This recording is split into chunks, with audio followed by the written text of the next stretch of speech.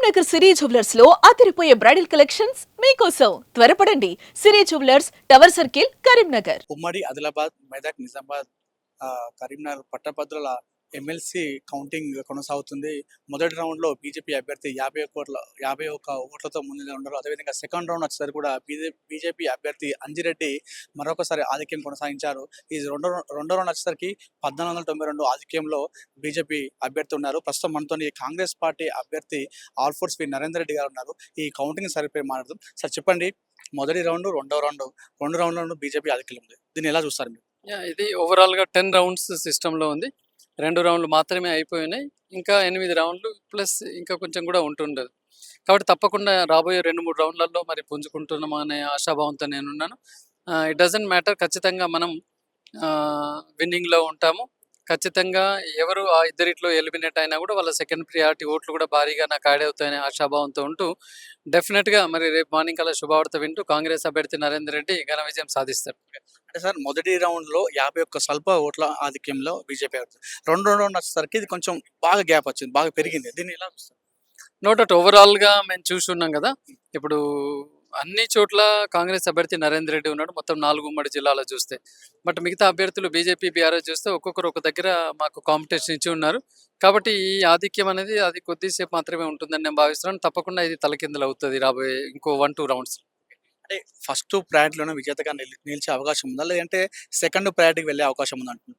ఇప్పుడున్న పరిస్థితి చూస్తుంటేనైతే ఫస్ట్ ప్రియారిటీలో మరి డిక్లేర్ అయ్యడం కష్టం అనబడుతుంది.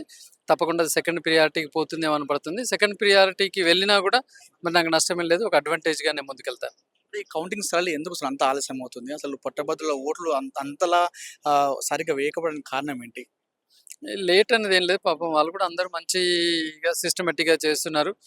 ఆర్ఓ గారు కూడా మేడం పామెలా సత్పతి మేడం గారు కూడా నిరంతరం అక్కడే ఉంటున్నారు. తర్వాత మిగతా అధికారులందరూ కూడా చాలా చక్కగా చేస్తున్నారు.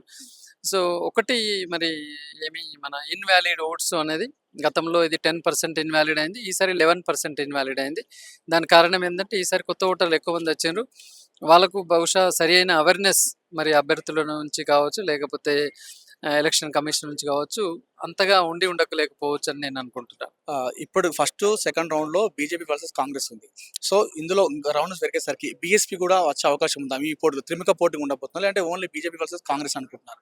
ఇది ఓన్లీ బీజేపీ వర్సెస్ కాంగ్రెస్ అని నేను భావిస్తున్నాను. మరి ఈ పట్టభద్రుల విషయంలో ఎందుకు సార్ ఈ ఓట్లన్నీ కూడా అంత ఫెయిల్ అయిపోయినాయి? అంటే ఎలక్షన్ కమిషన్ విఫలమైందని చెప్పుకోవచ్చా? ఎందుకు అంతలా సరిగా వేయలేదు? విఫలము అనేది కాదు, కానీ ఇంకా జనరల్లీ ఈవెన్ కాంటెస్టెంట్లు కూడా మనం జనరల్లీ క్యాంపెయినింగ్ జరిగింది తప్ప కానీ ఓటు ఏ విధంగా వేయాలి, ఏమి చేయకూడదు అని చెప్పలేకపోయినాం. Serial number so and so పక్కన సీరియల్ నెంబర్ మీరు 1 రాయండి అని చెప్పాం, కానీ 1 ఇన్ని రకాలుగా మాత్రమే రాయాలి, ఇన్ని రకాలుగా 1 రాయకూడదు, ఇలాంటి చేయకూడదు అన్నదాన్ని వాస్తవానికి ఇంకా మనం పట్టభద్రుల్లోకి డీప్గా తీసుకెళ్ళలేకపోయాం అనబడుతుంది. తర్వాత పట్టభద్రులు కూడా వాస్తవానికి ఈసారి ఇన్వాలిడ్ ఓట్లలో అంతా వాళ్ళ ఇంటెన్షన్ మాత్రం సేమ్ ఉంది, పాజిటివ్ ఇంటెన్షన్తో ఉంది. గతంలోకి విభిన్నంగా ఈసారి ఉంది. కొన్ని కన్సిడర్ చేస్తే బాగుండని అందరూ కూడా అపీల్ చేశారు, ఆల్ కంటెస్టెంట్లు. బట్ ఏదైనా ఇంకా వన్స్ ఒకసారి డిసిజన్ తీసుకున్న తర్వాత దాని గురించి మనం ఆలోచించాల్సిన పనేం లేదు.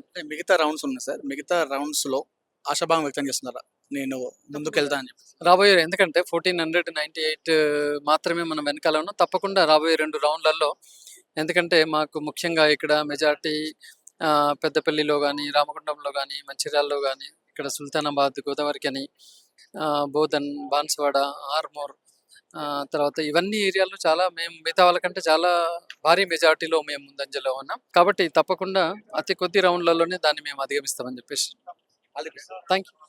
మొత్తానికి ఇది 2 రౌండ్లు పూర్తి చేసరికి 2 రౌండ్లలో కూడా మొదటి రౌండ్లో 51 ఓట్లతో బీజేపీ అభ్యర్థి అంజిరెడ్డి ఆధిక్యంలో, అదేవిధంగా రెండో రౌండ్ వచ్చేసరికి కూడా ఈ ఆధిక్యం మరింత పెరిగి 1492 ఆధిక్యం పెరిగి రెండో రౌండ్ కూడా బీజేపీ అభ్యర్థి ఆధిక్యంలో ఉన్నారు. అయితే దీనిపై మాట్లాడుతూ కాంగ్రెస్ పార్టీ అభ్యర్థి ఆల్ఫోర్స్ వి నరేందర్ రెడ్డి ఈ 2 రౌండ్లోనే ఆధిక్యం ఉన్నారు, నెక్స్ట్ నుండి మేము పుంజుకుంటామన్నట్టుగా కాంగ్రెస్ అభ్యర్థి చెప్తున్న పరిస్థితి ఉంది. ఎందుకంటే మిగతా ఏదైతే ఉన్నాయో ఇప్పుడు ఉన్నటువంటి ఈ ఆధిక్యంలో ఉన్నటువంటి ఈ పరిస్థితిలో అది బీజేపీకి సానుకూలమైనటువంటి ఏరియా అన్నట్టు కూడా చెప్తున్న పరిస్థితి. అటు మంచిర్యాల, ఆదిలాబాద్ ఆ సైడ్లో వెళ్తే కాంగ్రెస్ పార్టీ పుంజుకుంటుంది, నెక్స్ట్ రౌండ్లో నేను పుంజుకుంటాను అన్నట్టుగా కాంగ్రెస్ పార్టీ అభ్యర్థి చెప్తున్న పరిస్థితి. ఖచ్చితంగా మిగతా ఇంకొక 8 రౌండ్లు వచ్చేసరికి కాంగ్రెస్ పార్టీ అత్యధికంగా అంటే majority round by round majority పుంజుకుంటూ వెళ్తూ కాంగ్రెస్ పార్టీ అత్యధికంగా లీడ్లోకి వస్తున్నట్టు కూడా కాంగ్రెస్ పార్టీ అభ్యర్థి చెప్తున్న పరిస్థితి. కెమెరా పర్సన్ కుమార్తో Anil, Suman TV, Karimnagar indoor stadium నుండి.